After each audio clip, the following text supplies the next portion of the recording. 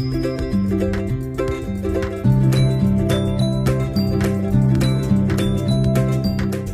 everyone! Gagawa tayo ng barbecue kamote. Ito nabalatan na natin at nahugasan. Ngayon hihiwain naman.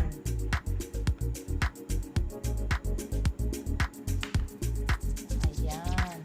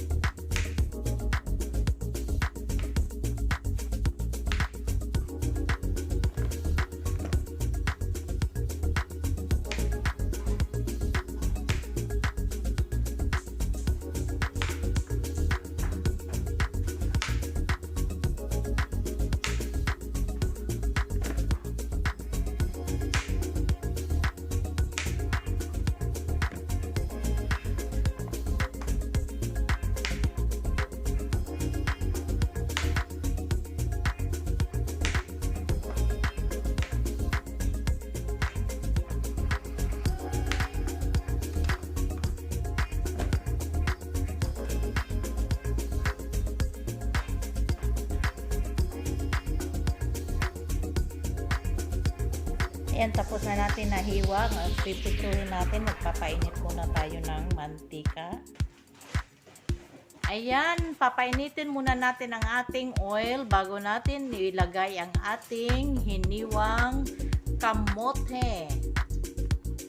Ayan, mainit na ang ating mantika. Ilalagay natin dahan-dahan ang ating kamote. Ayan. Be careful kasi mainit ang ating oil.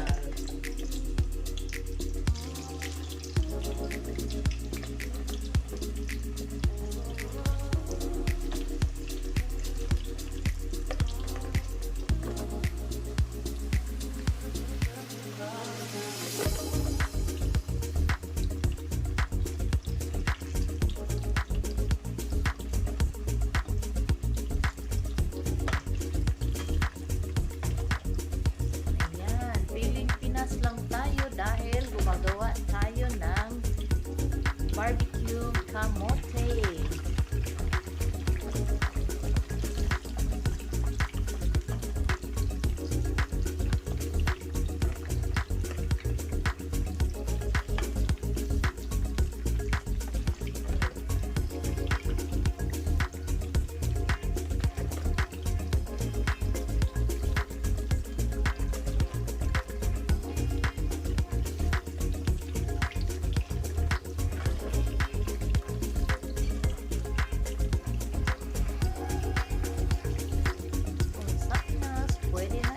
Pang negosyo.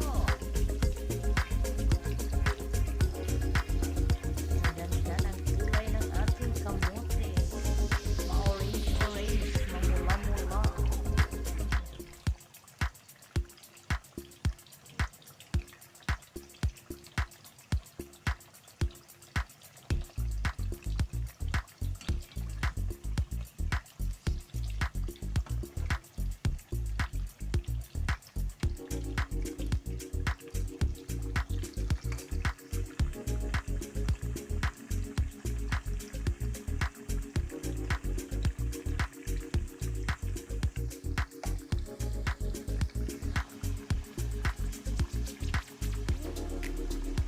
Malapit nang maluto ang ating kamote.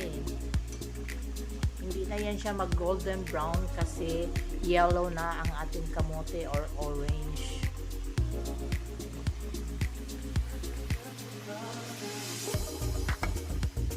Ayan, luto na ang ating kamote. Maprito na. Tanggalin natin siya sa mantika. Ayan, ilagay muna natin siya doon.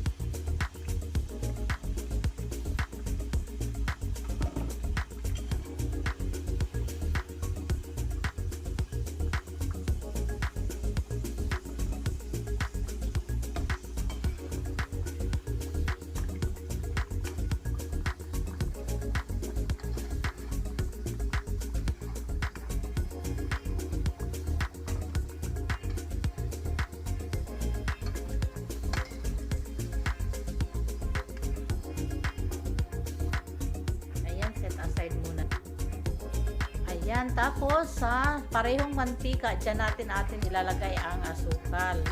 Lagyan natin ng 1 cup. Hindi na tayo magagawa ng arnibal. Dyan na lang direct ang ating paggawa ng kanyang matamis. Ayan, lutuin muna natin ang kanyang sugar. Ayan, tunawin natin siya.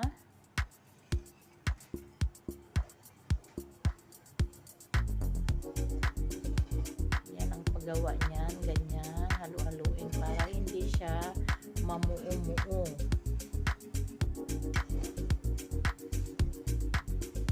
Tapos yung ating apoy is low fire lang yan siya. Medium to low fire.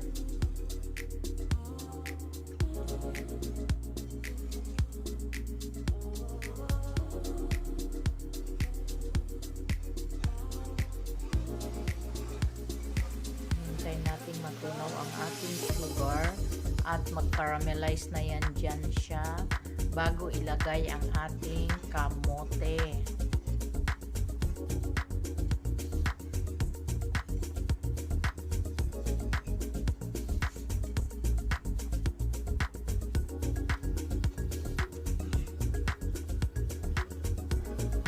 Wala kasi kami ditong brown sugar, kaya white sugar yan ang ginamit natin.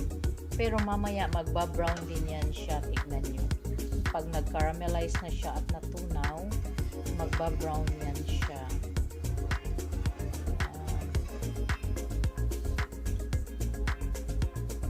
Ayan, natunaw na ang ating sugar. Pwede na nating ilagay ang ating kamote.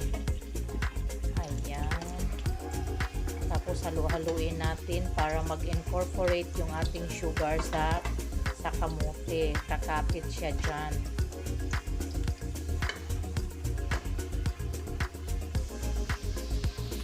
Kumbaga technique lang, para-paraan lang tayo dito sa Middle East para magkaroon tayo ng instant merienda.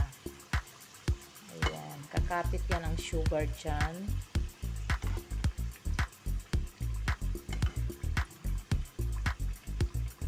Tignan nyo, nag-brown na ang sugar sa baba. Ayan, careful lang dahil mainit at saka malagkit yung ating sugar. Baka mapaso. Ayan, tapos halu-haluin para lahat ng ating kamote cube ay magka-sugar. Ayan, halo-halo lang yan siya. Lahat siya ay malagyan ng sugar.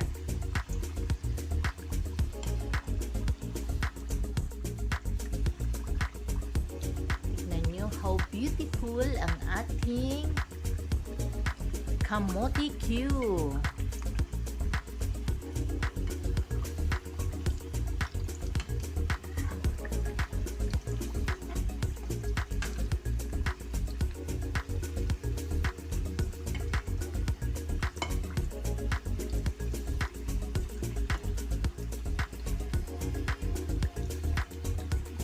Diyan pa lang pwede na natin yung tuhugin para hindi siya magdikit-dikit.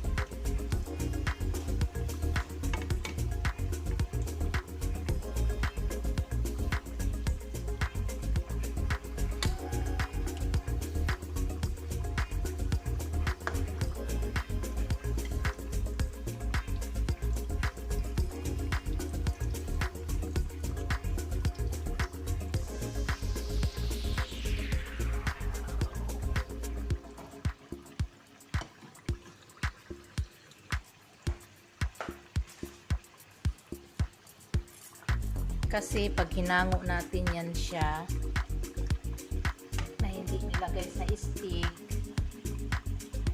didikit na po yan siya. Ayan, kaya ilagay na natin siya sa stick bago natin hanguin.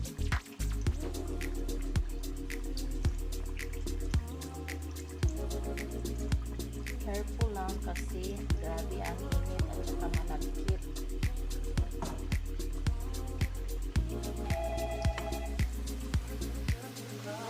ayan na ang ating barbecue. Kamote Q.